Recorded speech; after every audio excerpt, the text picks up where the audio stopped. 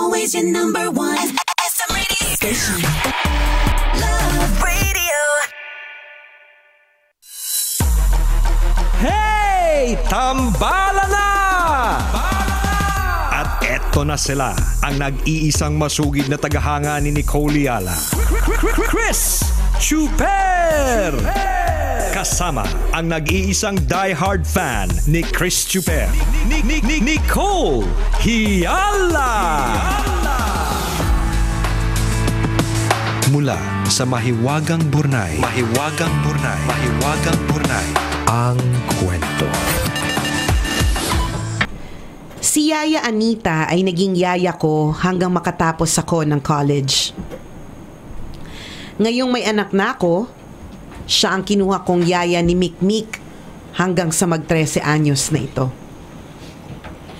Pero gawa ng katandaan, naging mahina na si Yaya Anita. Kaya nagdesisyon na akong pagpahingahin siya at pauwiin na sa kanilang probinsya. Kumuha na ako ng bagong yaya. Yung anak naman ni Yaya Anita na si Carla. Mabait na bata si Carla. Tiwala ako sa kanya at sa buong pamilya niya. Nang dumating ang sem break, nag-request ang anak ko na gusto niya raw magbakasyon sa probinsya ni na Yaya Anita. Mami, papayagan mo ba akong magbakasyon kila Yaya Anita kasama ni Ate Carla? Ang tanong ni Mikmik. Pwede naman anak. Kaso ayaw mo bang sa Hong Kong or Japan Disneyland na lang magbakasyon? Taday! Big time! Yaya manan! Pwede ba kita maging mommy? Pwede ba kita maging friend? Pautang naman dyan. Beken naman. Pwede naman anak. Kaso ayaw mo bang sa Hong Kong or sa Japan Disneyland na lang magbakasyon? Tanong ko sa aking anak. Naku, wag na po ma'am. Alam ko po busy po kay ni daddy eh. Sabi ni Mikmik. Kaming tatlo hindi busy. Ay, samahan namin yung bata. Available anytime. Sabihan mo lang. Magsabi ka lang ma'am. Kaya naman natuloy ang bakasyon ni Mikmik sa probinsya ni Yaya Anita. Bagamat malayo ang lugar, panatag pa rin ang loob ko sa mayat mayang pag-update ni Carla sa mga ginagawa ni Mikmik sa kanila. Pagkagaling kong trabaho ay tinatawagan ko si Mikmik para kumustahin ang araw niya. Ang dami niyang kwento sa akin. Ang sabi niya, natuto daw siyang maglaba ng ilang pirasong damit. Natutunan din daw niyang magluto ng pritong itlog, maligo sa ilog at marami daw siyang naging kaibigan ng mga apo ni Yaya Anita.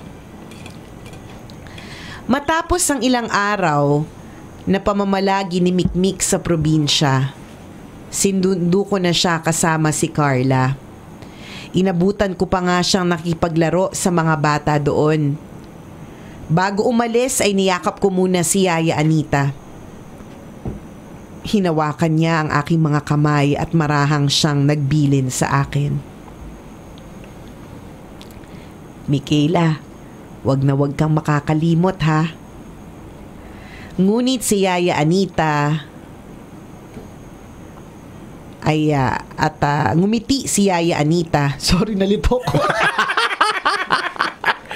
Ano daw? Take two. Ngumiti si Yaya Anita at nagpaalam na ako sa kanya bago ko siya hinalikan sa kanyang noo. Nang nasa sasakyan na kami ay tulog na si Mikmik dahil na rin siguro sa sobrang pagod. Maya-maya pa ay nagising na siya habang ako naman ay abalang nakaharap sa laptop ko. Hi mami, busy ka po ba? Nagugutom. Kung sino ka mang iniisip ako, wag mo muna akong isipin ngayon. Kaya mo yan, isa pa. Okay. Ready, action, cut, take 3. Hi mami, busy ka po ba? Nagugutom na po kasi ako eh. Malayo pa po ba tayo? Ang sabi ni Mikmik. Malayo-layo pa anak, di bale, magda-drive-thru tayo kapag may madaanan tayong fast food. Matulog ka muna ulit at may tatapusin lang akong reports para sa office. Parang mayaman si mother. May driver to. Oo, may Makaasta driver. no? Kasi, Makaasta no? kaya ako naguluhan kasi nagla-laptop. Nasasakit na sa laptop. May driver. Malaki ang sasakyan. Oo, nagutom, magda-drive-thru. Yan. Tayo Mayaman. pag ganyan, tiis-tiis eh. Hanggang makarating sa Ako ganyan, paroroonan. Mami, I'm hungry. Tulog ka na lang. Pag-isip, ay, tulog mo yan. Di ba Hindi kaya ganon? bigyan ka ng tubig. Inom ka tubig. Yaman. May driver, malaki ang Oo, sasakyan. iba din. Oo, magandang upuan ng sasakyan. Oo, Pwede correct. mag-laptop Pwede mag-laptop. Naka-captain seat. Yan, diba? yan. Ito yung mga fina-friend. Matulog ka na muna ulit at may tatapusin lang ako report para sa office. May report sa office. Mayaman. Mayaman din. Sa halip na matulog ay naging busy si Mikmik sa cellphone niya. Mommy, I just posted some pictures from my vacation kina Yaya. Ay, nag-English? Mayaman! I just posted some pictures kasama sila Yaya. I-check mo po later tas i-like mo na din po. Ngumiti si Mikmik and I smiled back at her. I kissed her in the cheek at bumalik na ako sa ginagawa ko. Ilang sandali pa ay nagsimula na namang magkwento si Mikmik. Mami, masarap po palang maligo sa ilog, no? Ang sabi niya. Masarap din naman maligo sa swimming pool sa bahay, ah. Yes, mayaman! Pool! Paligo Diba? naman! Pa-swimming naman dyan! Nakenemente! Ibang pa-dive dyan. Sa business dive. Mayaman! Oh, masarap din naman maligo sa swimming pool sa bahay, ah. Ang sabi ko sa kanya habang patuloy ako nagtatype sa laptop. Ang sarap din po palang tumambay sa ilalim ng puno ng mangga. Presko yung hangin at kakwentuhan ko pa po yung mga apo ni Yaya Anita. Pagmamalaking sabi ni Mikmik. Oh, malamig din naman ang aircon sa bahay, Mikmik ka. Pabiro kong sabi sa kanya, yes, may aircon! Split type pa. Wow, inverter! Sa amin, bukas bintana lang eh. Alam mo, Mami, mahina po ang internet sa probinsya kaya madalas naglalaro na lang kami sa labas. Alam mo ba, first time ko rin pong kumain ng pritong talong at bagoong na nakakamay. Tapos sabay-sabay po kaming kumakain. Tapos Mami, wala po silang library doon, hindi gaya sa bahay natin. Yes! Alam mo, ilayayabangan ako sa pamilyang to ah. Masyado kayong mahangin! Palimpit na natin yan. Masyado yung pinaparamdam sa amin ng mga kulangan namin. May sariling Hindi ko na gusto mas tatong dalawang to eh. Hindi ko gusto tong pamilyang to. May swimming pool, may library. Iba din. Nasaan ang hostesya? Tapos Mami, wala po silang library doon, hindi gaya sa bahay natin. Kaya wala po masyadong mababasang libro doon. Pero alam mo Mami, meron silang Bible. Tinuruan ako ni Yaya Anita na magbasa ng Bible. Wala si Mami. Tahimik si Mami eh. Wala si Mami. Nga ka Mami no? Napahinto ako at napalingon kay Mikmik. Bigla kong naalala yung bilin sa akin ni Yaya Anita na wag daw akong makakalimot. Habang lumalaki kasi ako, tinuruan din ako ni Yaya Anita na magbasa ng Bible. Lagi niyang paalala na wag akong makakalimot sa salita ng Diyos. Itinuro din niya sa akin na laging mahalaga ang oras sa pamilya. 9:00 na nang matapos ko ang ginagawa kong report. Naisipan kong i-check ang photo na pinost ni Mikmik. Sa litrato ay makikita si Mikmik na kumakain ng pananghalian sa ilalim ng puno ng mangga. Kasama niya sina Yaya Anita. Hindi siya nakatingin sa camera, bagkus ay tumatawa siya habang nakabitin sa ere ang isusubo niyang pagkain. May caption pa yung photo na ganito. I wish Mom and Dad are here. #happiness overload. Pinusuan ko yung photo ni Mikmik habang ako'y nakangiti. Kinuha ko ang cellphone ko at dinaya lang number ni Yaya Anita. Hello, Michaela. O bakit ka napatawag? Nay Anita, salamat po ah. Salamat sa lahat ng itinuro nyo sa akin at sa anak ko. Nagkwentuhan pa kami ng ilang minuto ni Yaya Anita bago sabay na nagdasal habang nasa telepono. Ang kwentong ito ay ipinanala sa atin ni Europa. Boom! Isang tambalanista! Okay, Yes! okay. Alam na! Pwede na. Nandyan yung contact, ha? Ito. Boom! Tambalanista! Yes! Napakagandang kwento. Yan. I-PM na yan. Kung yung contact number, pasyalan sa Sabado. Makiki-swimming! Wala pa naman ako. Wala akong lakad sa Sabado. Kayo ba? May lakad kayo? Wala, meron ka? May nire-research pa naman ako. Dapat nahanap ako ng library. Oo. Mayaman, tambalanista. Mayaman, yes. Listener.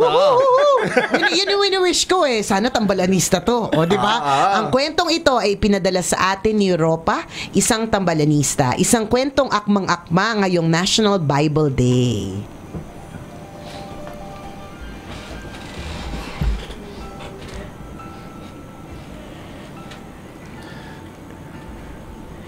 Yan. Daming Yan ang ganda ng sinasabi natin eh. Ganda ng mahiwagang Burnay. Una, para kaingitan ka, dapat may swimming pool ka, tsaka library. Tsaka inverter na aircon, driver, at nakapag-drive-thru ka. Ang rangya-rangya mo, girl. Nakakapag-laptop sa loob. Sana kung Oo. hindi, yung mga kagaya natin, huwag kang magulo na hilo ko. Cellphone pa nga lang sa atin. Hilo na. Oo. Yung sasakyan niya hindi Diba? maalog. Oo. Kasi kahit gumawa ng office report. Oo, diba? Tayo konting galaw lang natin, naiinis sa katabi natin kasi Yan. nakakahilo. Tsaka nakakapag-drive-thru. Yun Oo. talaga yun eh. Ang lupit nun. Well, una, you are very blessed, Europa. Dahil meron kang marangyang buhay. And as like what Yaya Anita is always reminding you, huwag kang makakalimot. Naalala ko Correct. yung flash mong video kahapon sa meeting natin, partner, na about being grateful. 'Di ba? Na minsan sa sobrang pag maganda kasi yung takbo ng buhay natin o pag wala tayong problema, if Correct. everything is going so smoothly, we forget to pray and we forget to thank the Lord na na At guilty tayo Oo, lahat guilty doon, tayo dun, Walang nakakaalalang magpasalamat Correct. kapag tayo sagana sa oo, biyaya. Pag masaya yung buhay. Yes. Pero kapag ka nawala ng trabaho, nagkaroon ng problema, nagkaroon ng issue, dyan tayo nagkukumahog na magdasal. Correct. But if everything is going so smoothly, we forget to pray. Yun. So, yun yung isang reminder din namin sa iyo, Europa, na nire-remind din sa iyo ni Yaya Anita dati pa, do not ever forget to pray. And be thankful. Kahit walang kahit walang dapat na malaking hingi, 'di ba? Correct. Yung magpasalamat ka sa Diyos sa mga biyayang natatanggap mo. Yun, may laptop ka, feeling ko mas mayaman kasi ibang mga taong walang laptop. Tama. 'Di ba? Yung may swimming pool ka, OMG. Kami planggana Diba? lang, pwede na. Di ba, Correct. buhos-buhos. Totoo yan. Ikaw nakakapaglangoy ka, kami maglalangoy kami sa swimming pool, pero kailangan naming magbayad. At saka tingnan mo, may option pumunta ng Tokyo Disneyland for vacation. Feeling ko nga Diba? kaya Europa ang pangalan nito kasi sa Europa ginawa. Baka sa Europa nga siya ginawa. Baka nga. Doon siya nabuo. Social. Diba? Yung iba, di ba? Oh. Sa Apex lang. Sa kanya, Ikaw dali-dali sa lang. Europa? Yayamanin. Ang dali-dali lang sabihin na Disneyland. Oo, correct. Ang Samantala dali-dali. tayo, baka makapunta doon, utang pa sa credit Oo, card. utang sa credit card. Hihintayin yung travel fare, di ba? Tama. Pipila na mahaba sa mga sale, di ba? Correct. You are so blessed in you so many ways. Yes. Correct. And I hope hindi naman namin ini-impose, 'di ba? You just don't forget to wala lang, nire-remind lang sa ni Yaya Anita, do not forget to be grateful. Correct. 'Di ba? Tsaka Bakanemen pwede makiswimming. At makibasa-basa sa library mo. Feeling ko maganda rin yung kitchen nila. Oo, taray. Oo, tapos masasarap ang pagkain, Feeling ko- maraming laman ng ref. Na-imagine ko yung bahay nila na-imagine ko yung ref nila lagi may ice cream. Yung at anytime may Toblerone. Yung maraming pintuan. Oo, may Tapos, gawaan ng ice. Yan. Pag pinindot mo, lalabas yung ice, Yelo, matik, correct. no? Hindi yung kukunin mo yung ice na pinatigas mo. Oo, tapos hampas mo sa pader. tiles. Ilang tiles na nasira sa amin, kakampas ng yelo eh.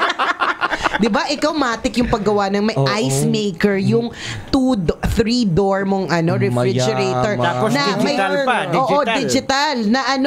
Na kapag wala ka sa bahay at nag-brown out, bibigyan ka ng signal sa phone mo. Mayaman. Parang magbibigay siya ng na nag-brown out.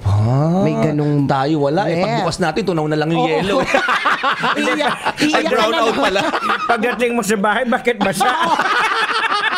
Totoo yan. Brown out pala kagabi.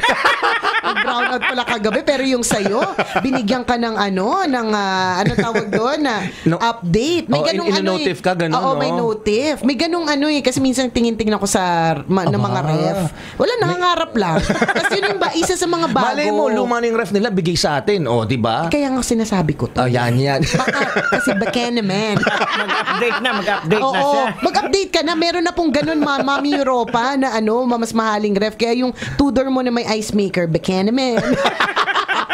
So, di ba? So, you are very blessed. Totoo And you yan. are also blessed with a kid na nag-e-enjoy sa simple things in life. I think yun din yung isang hugot ng Mahiwagang Burnay na the best things in life are free. Totoo yan. Diba? Halakhak na malakas, sariwang hangin, yung kumain ng sabay-sabay. Alam mo, tingnan mo yung sinabi niya, diba? Tsaka alam mo, Mami, kumakain po kami. Mahina po ang internet doon. Dahil mahina po ang internet doon, nag-uusap-usap po kami at kumakain po kami ng sabay. Actually, Mami Europa, pinariringgan ka ng bongga ni Mikmik. Sobrang lakas ng internet sa bahay ninyo. Naka-fiber camerot kayo, 'di ba? Hindi na kayo nag-usap-usap kasi lahat kayo nakatutok sa social media. Sa bahay nila may intercom. 'di ba? May ganun. Yaya, papakiya kita ng gatas ni Mikmik. Yaya. Di ba? May intercom. Tingnan mo yung caption niya. I wish mom and dad were here. #happiness overload. Tama. Because again, the best things in life are free. Ito yung kagaya ng pinag-uusapan natin kahapon, mga kaibigan, na minsan naiinggit tayo sa ibang tao. Tama. Pero hindi natin alam, mas kainggit-inggit pala yung sitwasyon natin. Correct. Di ba? Yun. Diba? That's a perfect example. Tingnan mo, ang tagal natin pinag-usapan yung buhay ni Europa. Yung kanyang refrigerator na gumagawa ng sariling yelo, yung kanyang swimming pool. Kasi it's our way of saying na wala kasi tayo nun, so naiinggit tayo. Ang Diba? hindi natin alam, sila pala yung naiinggit sa atin. Oo. Di ba? Tingnan mo si Mikmik, anak ni Europa, lumaki na marangya ang buhay. Oo. Tapos bigla niyang naisip na, hala, mas masaya pala nung nakakainggit naman sila, wala silang internet. Oo, di ba? Wala silang swimming Kaya pool. nag-uusap sila. Nag-uusap-usap sila. Wala silang swimming pool kaya may ilog sila. Oo. Di ba? Wala silang aircon pero mas presko yung ang hangin nila. Mga ganun. Diba? Diba? So, iba-iba tayo ng kwento. Diba? So, kung masyado mong kino-compare yung life mo sa life ng iba, hindi ka magiging happy. Tama. So, dapat i-appreciate mo kung anong meron ka. Yun yung nakatakda Tama. Itinadhana ng buhay para sa'yo. Diba? Huwag ka nang tingin dun sa buhay ng iba. Focus on your own blessings. Tama. Ang dami po Kasi niyan, si Yaya mga kabisyo. Anita and si Carla, they have their own blessings. Hindi man sila kasing rangya ni Europa at ni Mikmik, pero marami rin silang mga biyaya na wala sina Europa at Mikmik. Tama. Diba? O, pwede rin natin tingnan sa aspetong marangya nga sila, may swimming pool sila, pero hindi naman sila masaya. Correct. Kung hindi na, masaya din naman siguro. Huwag tayong bitter. Bitter ka eh. Ang saya kaya na may sariling swimming pool. Ang saya ka nakapag-drive-thru. Si Mikmik yung nagsabing hindi siya masaya eh. O hindi naman. Sinabi lang ni Mikmik na sana nandun yung Patambakan mo na yung swimming pool mo. Diba? Hindi, I mean, they have their own, they have their own happiness. Yes. Yung mga simple lang ang pamumuhay, meron din silang sariling happiness. Totoo yun. Iwasan lang talaga natin ikumpara yung buhay natin sa buhay ng ibang Kasi tao. kapalaran nila yon, kapalaran mo to. Correct diba? ka. Alam mo, dito naman papasok yung buhay nung dati. Kasi sa ngayon dati, walang social media, kaya walang inggit na nangyayari. Totoo yan. Kontento lang lahat ng mga Totoo tao. yan. Nung isang araw, nag-uusap kami ng mommy ko, yun yung sinasabi ko eh. Sabi ko, grabe, ngayon parang yung mga kids, pressured sila to do a lot of things. Mag-dance, mag-enroll sa mga ang daming ganito, ganyan. pinapagawa, no? Oo, kasi nga nakita nila sa social media na may ganun eh. Samantalang dati, 'di ba? Alam mo lang na may, yung mga kaibigan mo mayayaman, yung nag-join sa mga yung may sports pes kemerut, 'di ba? Kasi may pangbayad sila ng may pang-register, ganon. Pang-register. Pero hindi ka maiinggit kasi there's no pictures. Oo. Mababalitaan mo lang na sumali sa ganito kasi nagpa-register. Pero there's no pictures. so it did not happen. So wala kang basis At saka tayo ngayon. na mga walang pambayad, marami pa rin tayong pwedeng gawin. Makipaglaro sa mga, Actually, diba, sa mga kapwa bata sa Tsaka labas. walang comparison partner eh. Kasi nga hindi mo nababasa, hindi mo napapanood. Kwento lang siya eh. Kwento lang siya. And alam mo naman, pag kwento lang, wala lang yun. Di ba? Pwedeng invento lang. Hindi, diba? magkwento ka rin din.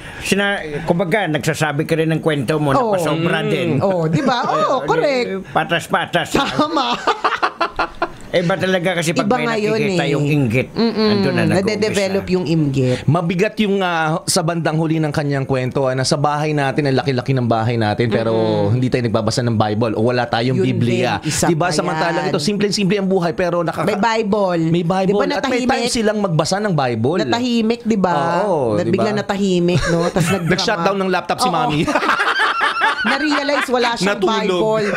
May library, walang Bible. Oo, diba? diba? Napakaganda ng kwento mo, Europa. Thank you very much for sharing that story. And yeah, it's perfect kasi hindi ko rin alam, National Bible Day pala. Ayan. First ever. Oo. Salamat dahil i-share mo itong kwentong ito sa amin.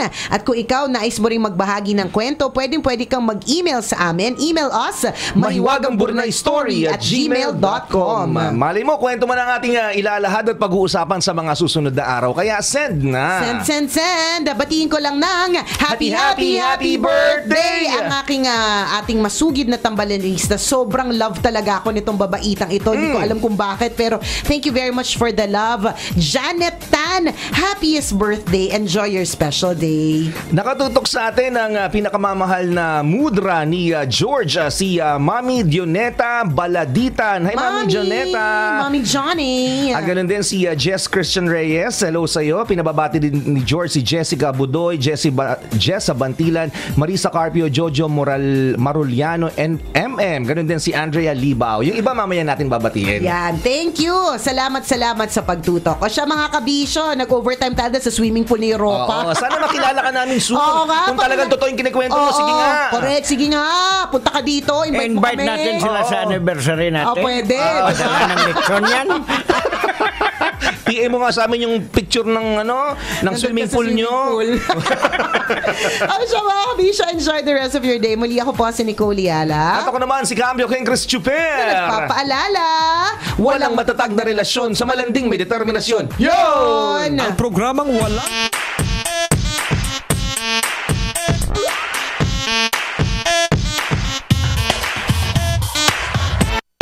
Love lang. Always your number one SM radio station. Love Radio.